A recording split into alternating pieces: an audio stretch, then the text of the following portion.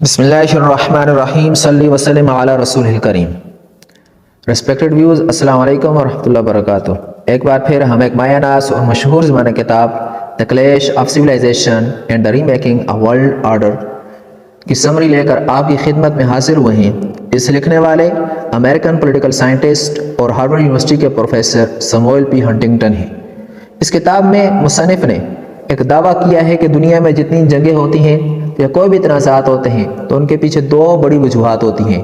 ایک وجہ ہوتی ہے مذہبی رجحان اور دوسری وجہ ہوتی ہے تہذیب و ثقافت۔ تو آئیں دیکھتے ہیں کہ اس میں کیا کچھ ہے۔ یہ کتاب دراصل ایک اور کتاب دا اینڈ آف ہسٹری کے رد میں لکھی گئی ہے، جسے لکھنے والے ہیں فرانسس فوکویاما، جو سموئل پی ہنٹنگٹن کے شاگرد رہے ہیں، اور دونوں کتابیں پڑھنے سے تعلق رکھتی ہیں۔ مگر ان دونوں کتابوں کو سمجھنے سے پہلے انٹرنیشنل ریلیشنز کی کچھ ٹرمز کا جاننا انتہائی ضروری ہے، اور وہ ٹرمز ہیں ملٹی پولر، بائی پولر اور یونی پولر۔ ملٹی پولر کا مطلب یہ ہے کہ بین الاقوامی سیاست میں کئی عالمی طاقتیں ہیں اور اپنا بیلنس آف پاور مینٹین کرنے کے لیے کوشاں ہیں۔ اس کی بہترین مثال پہلی جنگ عظیم سے پہلے کا کچھ عرصہ، دونوں جنگ عظیم کے دوران کا عرصہ، اور پھر دوسری جنگ عظیم تک کا عرصہ ہے، جس میں کئی عالمی طاقتیں برسر پیکار تھیں، جیسے جرمنی، سلطنت عثمانیہ، برطانیہ، Austro Hungary, Italy, Russia, Spain, France اور امریکہ وغیرہ۔ ظاہری بات ہے اتنی عالمی طاقتیں موجود ہوں تو پھر تنازعات تو پیدا ہونے ہی تھے، جو ہوئے اور ورلڈ وار 1 اور ورلڈ وار 2 کہلائے۔ بائی پولر کا مطلب یہ ہے کہ صرف دو طاقتیں برسر پیکار ہوں۔ دوسری جنگ عظیم کا جب خاتمہ ہوا تو اس وقت دنیا کے نقشے پر صرف دو عالمی طاقتیں رہ گئی تھیں، ایک تھی امریکہ اور دوسری تھی سوویت یونین۔ اب یہ دونوں ایک دوسرے کو ہر فارم پر نیچے دکھانے کے لیے تگ و دو میں مصروف ہو گئے اور دنیا کے مختلف ممالک پر پراکسی وار لگا کر ایک دوسرے کو معاشی، دفاعی اور نظریاتی طور پر شکست دینے میں لگ گئے۔ ان کی یہ جنگی کوشش جو 1949 سے شروع ہوئی اور آ کر 1989 میں ختم ہوئی، یعنی کہ ورلڈ وار 2 کے ختم ہونے سے لے کر 1989 تک ان کی آپس میں کوشش ایک قسم کی رساکشی جاری رہی، جسے تاریخ میں کولڈ وار یعنی سرد جنگ کہا جاتا ہے۔ اس کی وجہ یہ ہے کہ یہ دونوں طاقتیں کبھی بھی ایک دوسرے کے آمنے سامنے نہیں آئی تھیں، بلکہ پس پردہ رہ کر باقی جنگی ٹیکنیکس اور ٹیکٹکس استعمال کرتی تھی، تبھی سے سرد جنگ کہتے ہیں۔ افغانستان میں 1989 میں شکست کے بعد سوویت یونین مختلف ریاستوں میں ٹوٹ گئی۔ امریکہ نے ایک لمبی جنگ جو 1945 سے شروع ہوئی تھی جیت لی اور بین الاقوامی سیاست کا اکیلا عالمی طاقت بن بیٹھا۔ یہاں سے اب آغاز ہوتا ہے یونی پولر کا۔ یونی پولر کا مطلب یہ ہے کہ انٹرنیشنل پولیٹیکل سسٹم میں صرف ایک عالمی طاقت ہو، جیسے کہ USA ہے اب، وہ ارادہ بات ہے کہ اس کی یونی پولیرٹی کو چائنا جیسی ابھرتی ہوئی طاقت سے خطرات لاحق ہیں۔ تو بات ہو رہی تھی کہ سر جنگ کے خاتمے کے بعد بعض نے اسے 1989، بعض نے 1990 اور بعض نے 1991 بھی لکھا ہے۔ بہرحال کولڈ وار کے بعد دنیا بھر کے انٹرنیشنل ریلیشنز اور انٹرنیشنل پولیٹیکلز کے ماہرین وغیرہ نے ایک ڈیبیٹ شروع کر دی کہ اب آئندہ دنیا کا مستقبل کیا ہوگا۔ انہی میں سے ایک امریکی پروفیسر فرانسس فوکویاما تھے۔ انہوں نے کہا کہ اب سیاسی اور معاشی تمام نظریات ختم ہو گئے اور لبرل مغربی جمہوریت کا دور شروع ہو گیا ہے، لہٰذا اسی کو ماننا ہوگا۔ اس نظریے کے پروان کے لیے انہوں نے ایک کتاب لکھی جسے 1992 میں شائع کیا گیا، the end of history and the last man کے نام سے۔ اس کتاب میں انہوں نے بڑے منطقی، منظم اور اعداد و شمارے کے لحاظ سے اپنے اس دعوے کو ثابت کرنے کی بھرپور کوشش کی ہے۔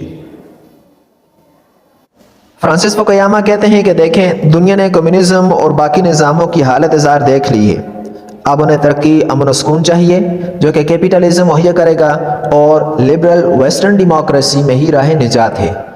وہ کہتے ہیں کہ the end of history and the last man, اس کا یہ مطلب ہرگز نہیں کہ تاریخ ختم ہو گئی ہے یا مزید اس طرح کے واقعات رونما پذیر نہیں ہوں گے، بلکہ مطلب اس کا یہ ہے کہ اب کسی سیاسی اور معاشی نظریے کی ضرورت نہیں، جنگ اب نہیں ہوگی، کیونکہ لبرل ورلڈ آرڈر ایک مضبوط نظام ہے جو امن بھی مہیا کرے گا اور ترقی کی راہیں بھی ہموار کرے گا۔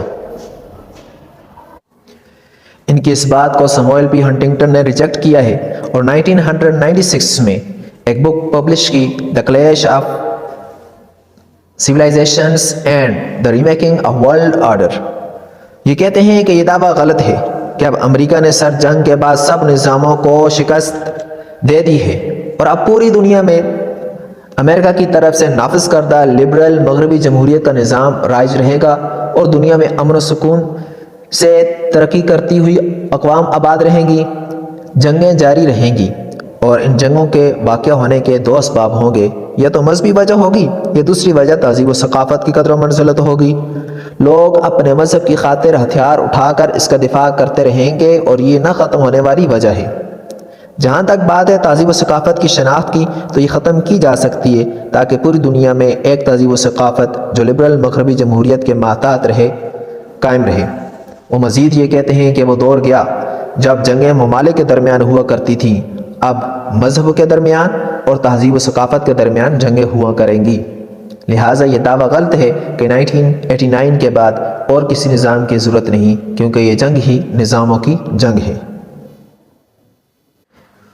سموئل پی ہنٹنگٹن زیادہ فوکس تہذیبوں پہ کرتے ہیں اور کم و بیش 9 تہذیبوں میں دنیا کو تقسیم کرتے ہیں۔ ان کے مطابق دنیا میں اس وقت اسلامی تہذیب، مغربی تہذیب، افریقی تہذیب، لاطینی تہذیب، جاپانی تہذیب، چینی تہذیب، آرتھوڈکس تہذیب، ہندو مت تہذیب، بدھ مت تہذیب کی تہذیبیں موجود ہیں، جن کی زبان، معاشرتی اور سماجی رسم و رواج بالکل ایک دوسرے سے جدا ہیں۔ تاریخ میں بھی ان تہذیبوں کے درمیان کسی نہ کسی شکل و صورت میں جنگیں ہوتی رہی ہیں اور آئندہ بھی امکان ہے۔ آتھر نے اسلامی تہذیب میں مشرق وسطیٰ اور ایشیا کے کچھ ممالک شامل کیے ہیں۔ جیسا کہ نقشے میں دیکھا جا سکتا ہے کہ اسلامی تہذیب تمام تہذیبوں کے درمیان میں ہے، درمیان میں ہونے کی وجہ سے اس تہذیب کو اپنی بقا اور وجود باقی رکھنے کے لیے کئی خطرات لاحق ہیں، اور درمیان میں ہونے کی وجہ سے ہی باقی تہذیبوں کو بھی اس سے خطرات ہیں کہ یہ ان پر غلبہ نہ حاصل کر لے۔ اسی وجہ سے اسلامی تہذیب کے ساتھ باقی کسی نہ کسی تہذیب کی جنگ چھڑی رہے گی۔ اسی طرح نقشے میں اگر مغربی تہذیب کو دیکھا جائے تو مصنف نے اس میں امریکہ، یورپ اور آسٹریلیا شامل کی ہیں۔ اپنی جغرافیائی حدود کی وجہ سے اس تہذیب کے اندر باقی تہذیبوں کو متاثر کرنے کی پوری صلاحیت موجود ہے، جس سے وہ استعمال بھی کر رہے ہیں اور باقی تہذیبوں پہ دن بدن غلبہ پاتے جا رہے ہیں، چاہے اس مقصد کے لیے وہ جو بھی ٹیکٹکس استعمال کریں۔ جہاں تک بات ہے آرتھوڈکس تہذیب کی، تو اس کا تعلق روس کے خطے کے ساتھ ہے۔ اس تہذیب نے تقریباً 1 صدی تک جنگوں کا سامنا کیا ہے اور اب بھی یہ اپنے آپ کو سنبھال کر ذہنی طور پر اس کے لیے تیار ہے۔ جاپانی تہذیب سب سے چھوٹی تہذیب ہے۔ اسی طرح اگر نقشے میں دیکھیں تو چینی تہذیب بھی رقبے کے لحاظ سے کوئی خاص بڑی نہیں ہے۔ باقی رہی بدھ مت تہذیب تو وہ ہندو تہذیب سے بھی قدرے بڑی ہے۔ اسی طرح افریقی اور لاطینی تہذیبیں تقریباً ایک دوسرے کے برابر ہیں۔ تو ہم یہ نتیجہ نکال سکتے ہیں کہ اصل کشمکش اسلامی تہذیب، مغربی تہذیب اور آرتھوڈکس تہذیب کے درمیان ہے، جو مختلف صورتوں میں جاری ہے۔ یہ ضروری نہیں کہ ایک دم جنگ چھڑ جائے، بلکہ جنگ کے اسباب آہستہ آہستہ پیدا ہوا کرتے ہیں۔ مصنف نے اسلامی تہذیب کے حوالے سے اسے بلڈی بارڈر کہا ہے کہ خونی سرحدیں، جن میں جنگ ماضی میں بھی چھڑی ہے، اب بھی ہے اور آئندہ بھی رہے گی۔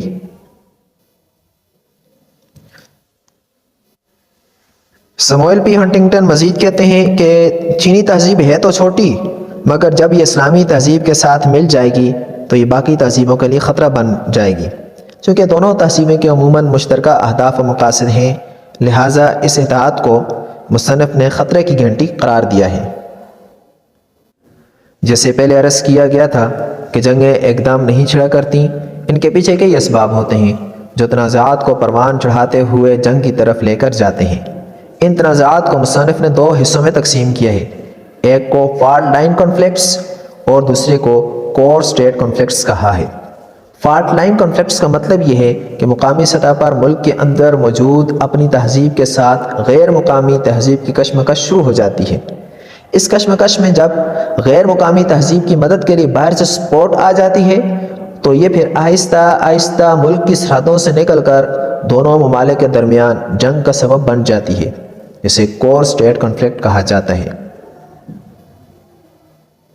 آخر میں آتھر ایک تجویز دیتے ہیں کہ مغرب کو چاہیے کہ اپنی تہذیب کو باقی رکھنے کی ہر ممکن کوشش کرے، اسے گلوبل بنانے کی کوشش نہ کرے، اس سے اس کے وجود کو خطرات لاحق ہو جائیں گے، اسے منفرد رکھا جائے اور غیر مغربی ثقافت کے اثرات سے بچایا جائے۔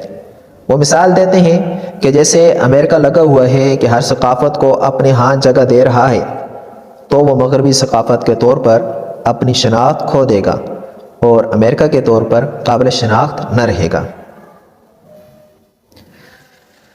یہ تھی جی آج کی ویڈیو، امید ہے آپ کو پسند آئی ہوگی۔ اس میں ہمارے لیے کئی سبق موجود ہیں، تو ملتے ہیں ایک نئی کتاب کی سمری کے ساتھ، تب تک فی امان اللہ۔